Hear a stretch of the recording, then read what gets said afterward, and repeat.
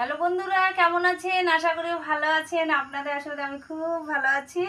দেখেন রান্নাবাড়ি কমপ্লিট হয়ে গেছে। কি রান্না করছি আপনাদের দেখানোর জন্য সব কিছু নিয়ে আমি কিন্তু একদম বাবু হয়ে বসে পড়ছি। আপনারা কিন্তু অবশ্যই দেখবেন কি রান্না করছি। প্রথমে এটা দেখাই। এই দেখেন কি রান্না করছি।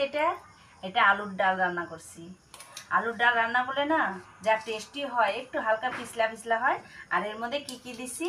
রসুন, পেঁয়াজ সম্বারা দিছি, কাঁচা লঙ্কা ফাইড়ে দিছি, আর হলুদ, লবণ, একটু জিরার গুঁড়া দিছি। এই দেখেন আলুর ডাল খাইতে কিন্তু সেই ভালো লাগে। এটা তাহলে কি রান্না হয়েছে? আলুর ডাল। আমরা বলি আলুর ডাল, আর আপনারা যে এখন কি বললেন জানি না।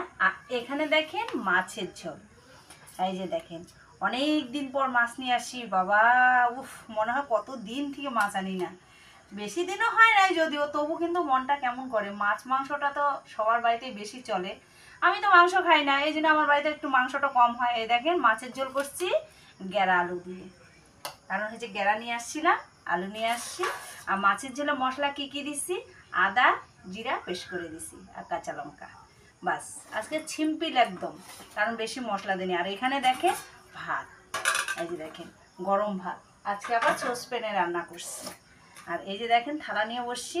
আপনাদের তো বলছি, এটা অনেকবারই বলা হয়েছে যে রান্না হয়ে গেলে আমাদের খাওয়া দাওয়া শুরু। প্রথম হচ্ছে আলুর ডালটা দিয়ে খাবো, কারণ হচ্ছে অনেক দিন দিয়ে খাওয়া হয় না। মাঝে মাঝে আগে করতাম, আলুর ডাল খাইতে ভালো লাগে, প্রায় লোকেই খাইতো। কিন্তু এখন তো অনেক কিছু আইটেম রান্না করতেও জানে, খাইতেও জানে, ওই জন্য আলুর ডালটা খায় না। আলুর ডাল খাইতে আমার সেই ভালো লাগে, ওই জন্য আজকে আলুর ডালও রান্না করছি। অল্প করে করছি, কেন অল্প করে মাছের ঝোল খাবো আর অল্প করে আলুর ডাল খাবো। কারণ আমাদের তো দুই তরকারি বেশি হয় না। আমার ভিডিওটা ভালো লাগলে লাইক শেয়ার কমেন্ট অবশ্যই করবেন। ফলো করতে ভুলবেন না, ফলোটা একটু বেশি বেশি করবেন।